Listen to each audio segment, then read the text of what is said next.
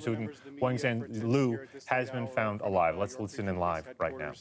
In Aurora, we felt it was very important to get this update out to the public as soon as possible, as both the media and the public have played such an important role in this ongoing investigation in the kidnapping of 22-year-old Wang Zhenlu. The update tonight is that shortly before 9 p.m., a man walked up to a residence on Doe Lake Road in the town of Gravenhurst, and he was looking for help. He knocked on the door of the residence, and a homeowner found him there and called police right away. I can tell you that officers with the Ontario Provincial Police attended and found the man and have identified him as 22-year-old Wang Zhenlu. Mr. Liu was suffering from minor injuries. He was taken to hospital for treatment for those injuries. I can tell you our investigators have been in very close contact with Mr. Liu's family prior to their arrival in Canada from China, and since they've been here in Canada. Our investigators have been able to provide this great news to the family, who I'm sure are sincerely relieved at this point in time. They, along with all of our investigators, were very concerned for the well-being of Mr. Liu. I need to stress the point that this is an ongoing investigation. Now that we've found Mr. Liu in good health, that was our #1 priority, and I can tell you we're very proud to have done that. This is a proud moment for York Regional Police, a proud moment for all of the investigators, all of our employees here that have been involved. It's been a huge amount of resources that we've put into this ongoing investigation, but it's far from over. We have 4 suspects still outstanding in this case. The 4 suspects whose images, 3 of the images that we've put out, and a description of the 4th suspect that we've put out, they're all at large still. We're very concerned that they're still out there, and I can tell you the investigative efforts are far from over. We're going to continue with this until those 4 suspects are found and brought into custody. The other update I'd like to provide is that this morning we had talked about a 35-year-old man from the City of Toronto that was placed under arrest. That man has since been released unconditionally. He's not facing any charges, and as such, I can't provide any further details on that. Again, I just want to stress that the men and women of York Regional Police, I've never seen teamwork like this before. Huge amount of resources poured into this investigation, fabulous effort on behalf of everybody here, and I can tell you it's because of that relentless pressure from investigators, the relentless pressure from the media, and relentless pressure from the public, continuing to push these images out, continuing to have the eyes and ears of everybody in the GTA helping in this investigation that has brought us to this point, and Mr. Liu found in good health. I'll take any question that you might have at this point in time. We don't provide any detail on injuries other than to say they were minor injuries and he was treated for them in hospital. He's going to recover just fine from his injuries. The escape, or is there any more information you can provide us in terms of how he got to the neighbor's house? So we have investigators that were en route to Gravenhurst right away as soon as we'd found out. They're going to be speaking with Mr. Liu. Of course, he's going to have plenty of information to share with our investigators. At this point in time, it's just too early on. We wanted to get this information out to the public as soon as possible because you've all been so instrumental in this investigation, and we want to provide every update that we can as soon as we possibly can. So why is this 35-year-old man that arrested? Is there any suspicion that he's not involved? Yeah, our investigators had reason to believe that he was involved in this kidnapping. They spent time interviewing him, but have since released him unconditionally. So because he's not charged, we're not going to provide any further details on that. Again, thank you very much. Thank everybody for coming out at this late hour. We truly appreciate it. This is a press conference live from York Regional Police Headquarters in Aurora. That is Constable Andy Pattenton providing an update on what he called good news, of course. Police confirming that 22-year-old Chinese international student Wang Zhenlu has been found alive. He apparently was in Gravenhurst, managed to knock on the front door of a residence there after escaping where he was being held. He had minor injuries, taken to hospital, but he is in good shape. The police updating that they've been in touch with his family, keeping them up to speed on that. Just to recap, a reminder of who Wang Zhenlu is and how this happened. The 22-year-old Chinese international student was allegedly tased and forced into a van by masked men in the parking garage of his Markham condo building. This all happening in the early evening on Saturday. Today, police announced that they had arrested a 35-year-old Toronto man in connection with this case, questioning him, believing he was connected to the case, although Constable Pattenton just updating that that man has been released unconditionally about this. Now, police confirming to CBC today that Lou, who also goes by the name Peter, drove a number of luxury vehicles, including a Lamborghini, a Rolls-Royce, a Range Rover. He was a student, we're learning tonight, at Yorkville University, a private university here. We had a female friend arrived inside a parking garage Saturday moments before a black Dodge Caravan appeared behind them. The attack happened. The CBC has also obtained vehicle registration documents on the Range Rover showing a lien was placed on that vehicle. But to recap again tonight, he has been found safe. He was in the Gravenhurst area, apparently knocking on the door of a home there as he went and asked for help. The homeowners there recognized him, called police. They were able to confirm that is him. He's been taken to a local hospital there with minor injuries. Now, police stressing this is still an ongoing investigation. There are 4 suspects that they are looking for. They have released security video of 3 of them, another with a description.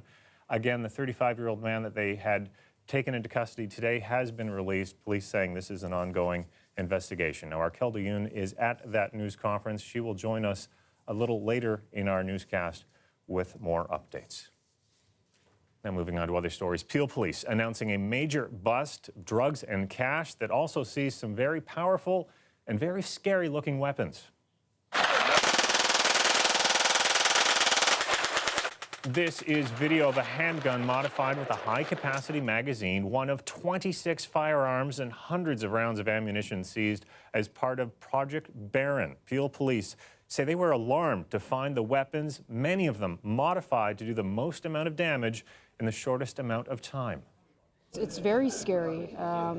It should be scary to the citizens of Peel and outside everybody, as a matter of fact.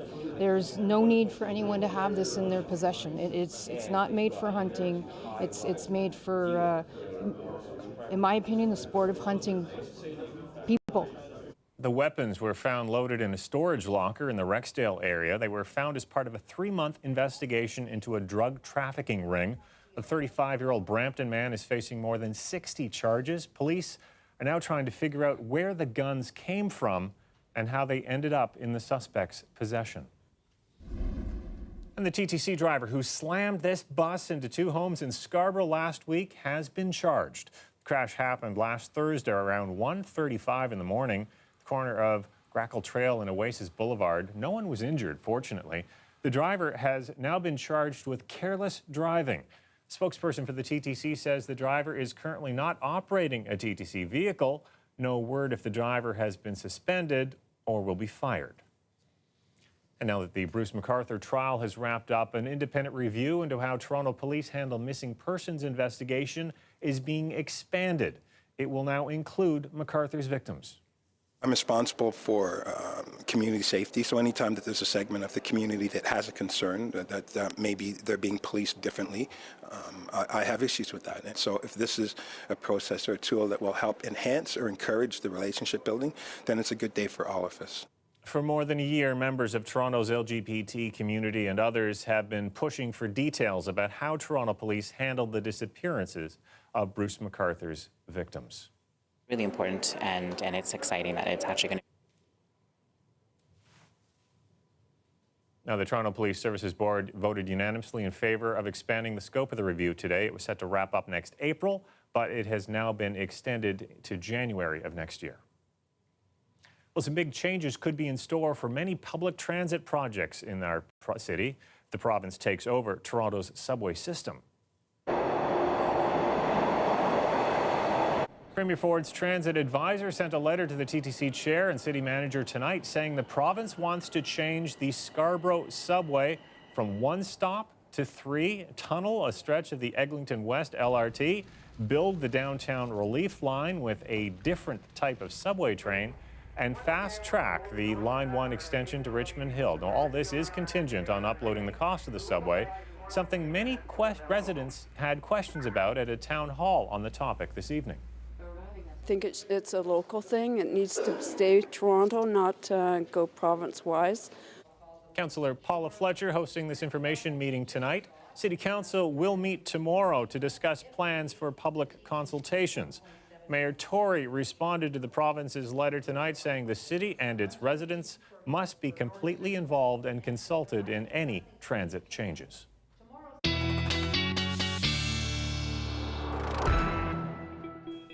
Colette's here with a first look at the weather forecast. I've been loving the sunshine today. I just wish it was kind of warmer.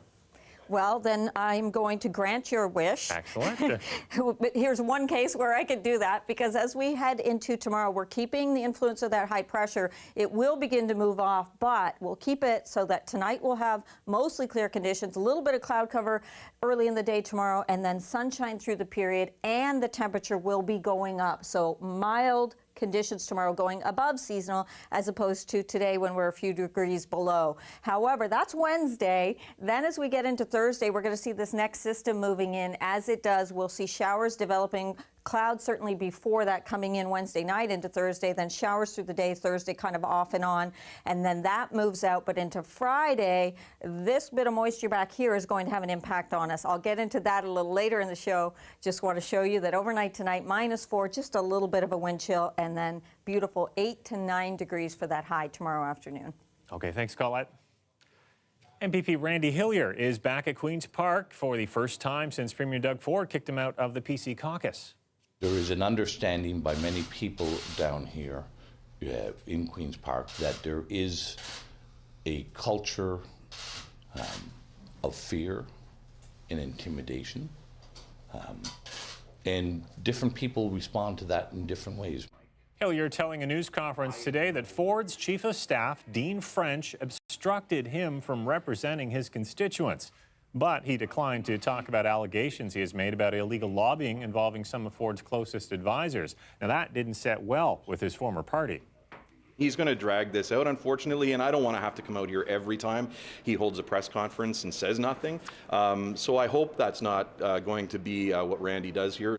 Government House Leader Todd Smith saying Hillier hasn't presented any evidence to back up his claims. Updating our top story now, Wanjian Liu has been located. He is alive with minor injuries, but not seriously injured. Police giving an update just minutes ago. Raquel de Yoon will join us with the latest after the break.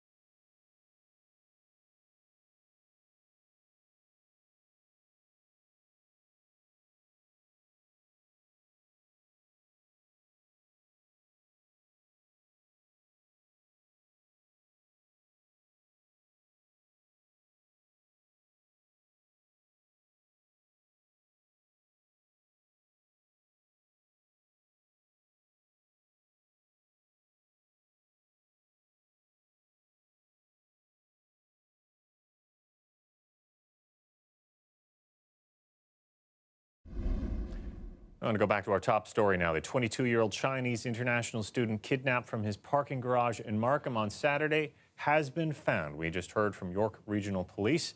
Raquel de Yoon is at police headquarters in Aurora and was watching that news conference. So, Kelda, bring us up to speed with what police were talking about. Well, Mike, just about 10 minutes ago, York Regional Police here in Aurora updated us. As you said, Liu has been found safe, in good health, with just minor injuries. Now, these are the circumstances. Around 9 o'clock, or just before 9 o'clock, a man knocked on a resident's door in Gravenhurst on Doe Lake Road asking for help. When OPP arrived, they determined that that was 22-year-old Wan Zhen Liu. As I said, sustained only minor injuries. He's since been taken to a hospital in Gravenhurst Gravenhurst, where he is being looked after and being treated and being reunited with his parents who have arrived from China. Police have not revealed any more details about the circumstances of his escape or how he got to the neighbor's house or the resident's house, but they say that investigators will be going to the hospital and they will be talking to him and be getting some more information very shortly. Right now, as of now, 4 suspects remain outstanding. We heard earlier today that police had arrested a 35-year-old man. However, he has since been released unconditionally, no charges. So as of now, 4 suspects are still at large. Now, going back to Saturday, Wen Jianlu was taken in the underground parking lot of his apartment building at Highway 7 in Birchmount in Markham around 6 o'clock. There were 4 suspects in total. They pulled up in a Dodge Caravan. Liu was tased several times and dragged into the vehicle. Yesterday, police said they had recovered the suspect vehicle. Today, they said they arrested a 35-year-old man. As I said, he has since been released. So as of now, a lot of questions. First and foremost, what was the motive? That's something that police are still investigating. So this is still an ongoing investigation, still a lot more to find out, a lot more details that we still don't know. But police and his parents are very happy that Wen Jianlu, has been found safe and sound tonight. I'll send it back to you, Mike. Certainly very good development in this story that he's been found safe. That's Kelda Yoon reporting live at York Regional Police Headquarters in Aurora tonight. Thank you, Kelda. 16 young hockey players from Pond Inlet, Nunavut have traveled more than 3,000 kilometers and have been paired up with 16 Toronto area hockey players. They're showing them the sights and sounds of the big city and even squeezing in a little hockey. I'm Greg Ross. I'll have their story coming up.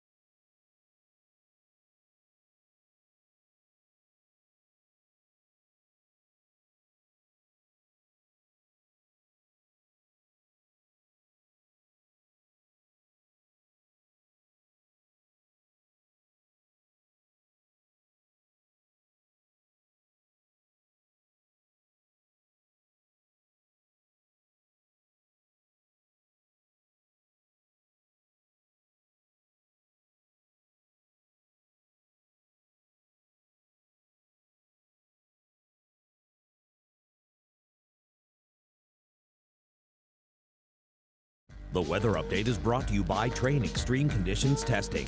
It's hard to stop a train, really hard. Train, the most reliable heating and cooling brand.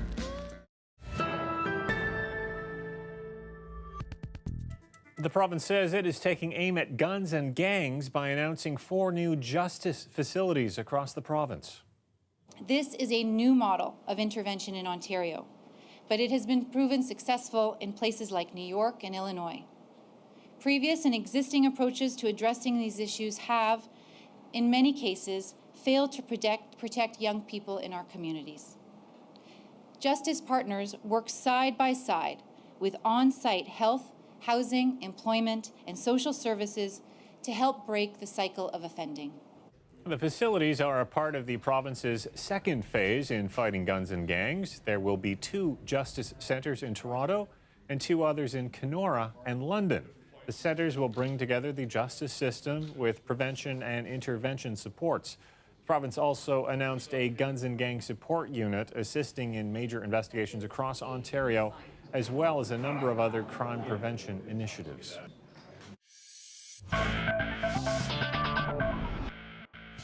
The Raptors hosting the Chicago Bulls tonight. Some nice defense by Kawhi Leonard right here in the first. He creates a steal and then a nice bounce pass coming up to Pascal Siakam, who finishes with a 2-handed slam.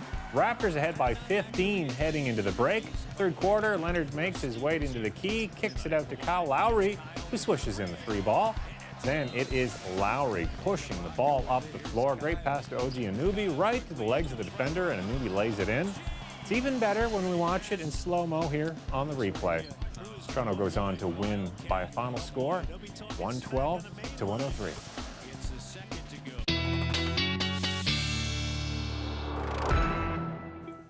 Colette is back with her extended forecast. Tomorrow is Wednesday, hump day, but it's looking like a great day. It really is looking good. And, you know, so much of this, it's felt like this past winter we were kind of on the losing end of things a little bit. But let me just point out the record snow. And obviously we're looking at a beautiful day ahead for us. But it was back in 1955. Yesterday's record snowfall also in 1955. And the record for snow on the ground was around 10 centimeters from 1955. So that year, things were a little cool well into March in terms of what they experienced. What we'll be experiencing, though, a little bit of cloud cover into tomorrow morning. High pressure still the dominant influence on our forecast, and that means through the day, sunshine, winds coming from the south, not that strong. They'll get stronger into Thursday, and it's Wednesday night into Thursday when this next system approaches. So that's when we'll see the clouds increasing, but that's after tomorrow's lovely day. Then some scattered showers moving through, getting a little more significant into Thursday afternoon, but still fairly light stuff, around 5 millimeters I would expect, or less, because they'll be somewhat scattered in nature on Thursday. That system moves out. We'll get a bit of a break in between, and then Friday night, this batch of moisture from the south is going to come back and push in on us, so that Friday night into Saturday, we'll see some more significant rainfall coming through.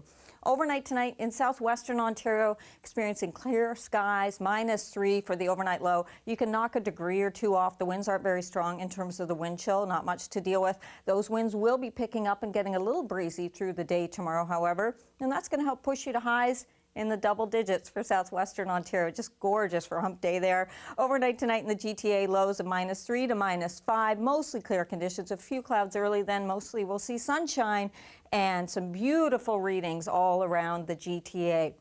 Now, as we go into Thursday, in terms of what happens with the temperatures as that system passes us by, we will see still high around 8 degrees, a little cooler on Friday in between these systems. Could still be a bit of instability in there as well. And then it's Friday night into Saturday. We'll see more like that 10 millimeters of rain, maybe even a little more than that. Temperatures still mild, but behind that system, it is going to fall off. So second half of the weekend looks like we get the drier conditions, but Mike, that's when it's going to cool down a little bit. Just keep in mind tomorrow is going to be a great day to get outside. We will just focus on tomorrow. Thanks a lot, Colette. No problem.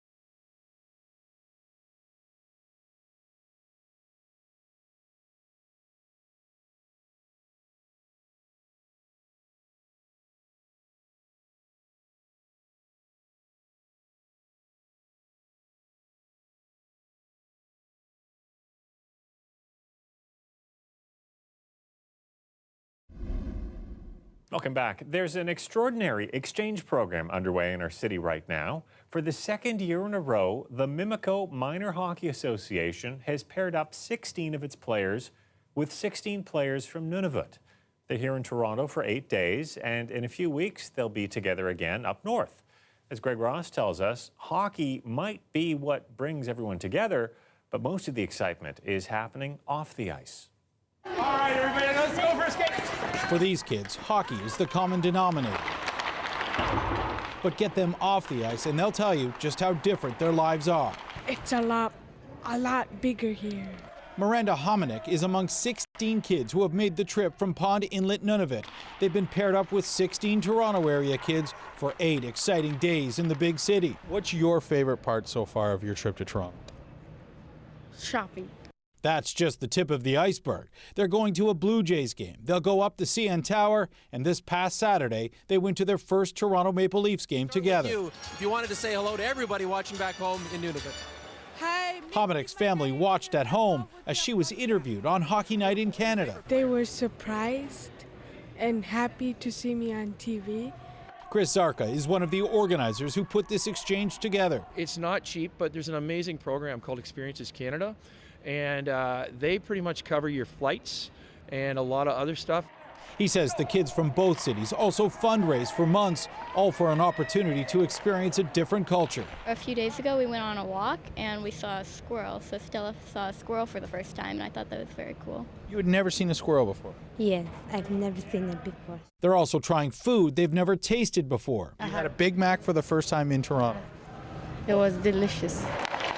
In a few weeks, the roles will be reversed when they meet again in Pond Inlet, and it will be the Toronto kids trying new foods and seeing exotic animals. Seals, narwhals, polar bears. They go hunting for whales.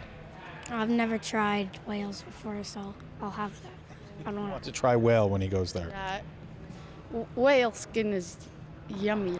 While most of the excitement seems to be happening off the ice, the focus of this exchange really is the hockey. And this practice here today is one of 4 times that these kids will be on the ice together throughout the 8 days. Ready? Greg Ross, CBC News, Toronto. Greg got the assist there. What a great initiative there. Well, as Greg mentioned, part of their trip will include taking in the Blue Jays opening game on Thursday afternoon.